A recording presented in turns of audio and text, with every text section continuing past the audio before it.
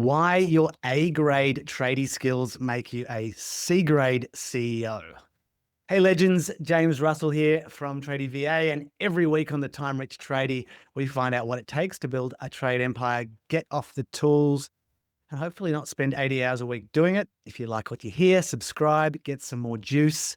And welcome to the last episode in season 3, coming up to holiday season. Everyone kind of thinking about, are they closing off those jobs? Do you even get a holiday shutdown? Do you get paid?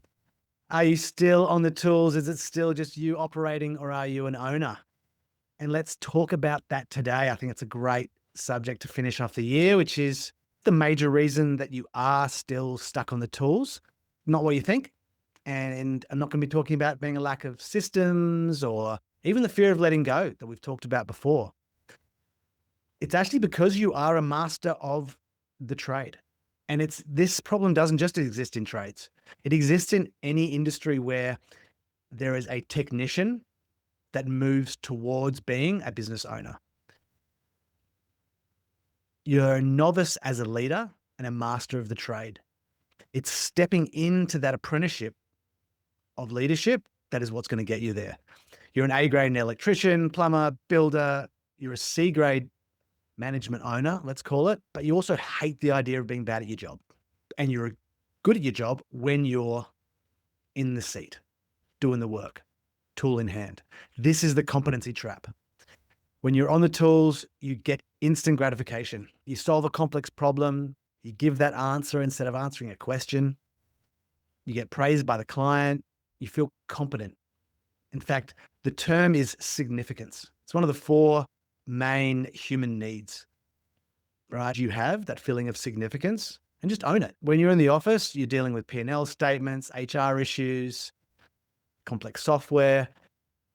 You feel slow, uncertain, incompetent, and insignificant because you're not in your zone of genius. What do? At the moment, you subconsciously are sabotaging that, let's call it office time. I don't really like that term. The working on the business time, and find any excuse to get back on the tools. A number of times I've heard, oh, look, I'm just going to site to drop off materials, and you end up staying there for 4 hours. You take over a task from an apprentice because it's just faster if I do it. I'll teach him next time. You avoid delegating complex admin because you don't know how to train it. You'll get a good system for it, and then you'll do it. Bogged down in the day-to-day things just to get yourself to do it on a Sunday night. And finally, which is not covered enough, is you delegate too quickly, which is going to help you step up. Because as you step off the tools, you're stepping into 2 things. You are stepping away from the tasks that you need to delegate, the admin, the stuff that's below you. When I say below you, that's not going to move you forward. But you should be stepping into the things that make you a better leader and an owner.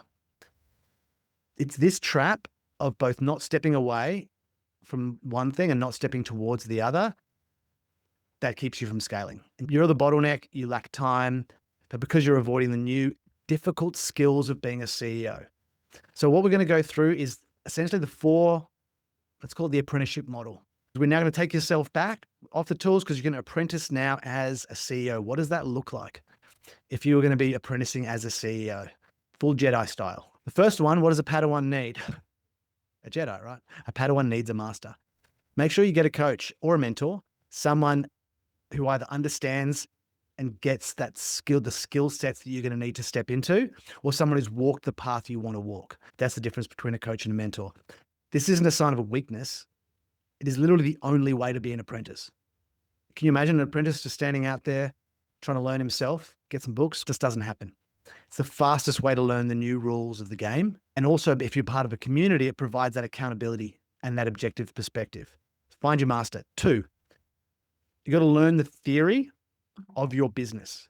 You learned the why behind your trade, but now you need the why behind your business. This means you need to master 3 core systems of business, which is your value delivery system, how you deliver the value to clients, your customer journey, your performance management system, how you let go, how your team wins, and your communication system, how information flows.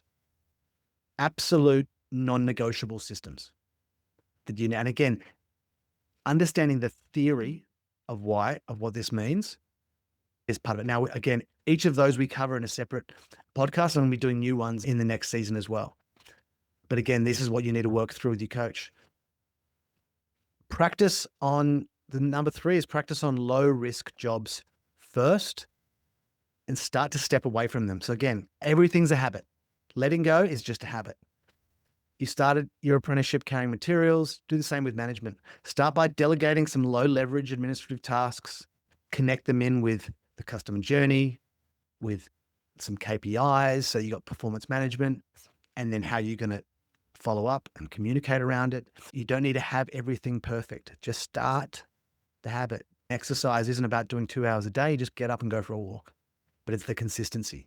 Get your VA to handle emails or scheduling or basic invoice preparation, because it's got no risk.